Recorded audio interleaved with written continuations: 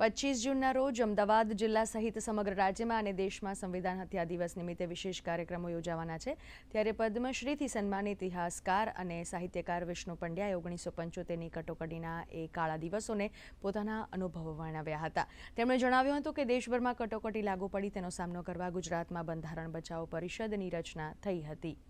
ગુજરાતમાં કટોકટી થોડી મોડી આવી।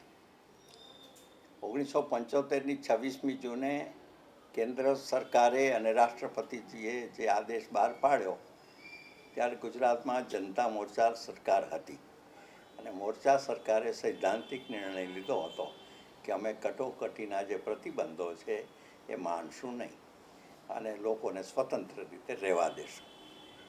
એટલે 25મી જૂનથી 13મી માર્ચ 1976 ત્યાં સુધી ગુજરાત ગાર્ડિયનના શબ્દોમાં સ્વતંત્રતાનો દ્વીપ રહ્યો। એક તમિલનાડુ અને ગુજરાત આ બે જગ્યાએ આ હાલત હતી। પરિણામે આવ્યું કે અહીં સ્વાતંત્ર્ય પરિષદો થઈ, સત્યાગ્રહો થયા, કોર્ટમાં લોકોએ સેન્સરશિપ સામેના કેસ કર્યા, જીત્યા, ભૂગર્ભ પત્રિકાઓ થઈ। આ બધું 1975ની 25-26 જૂનથી શરૂ થઈ ગયું।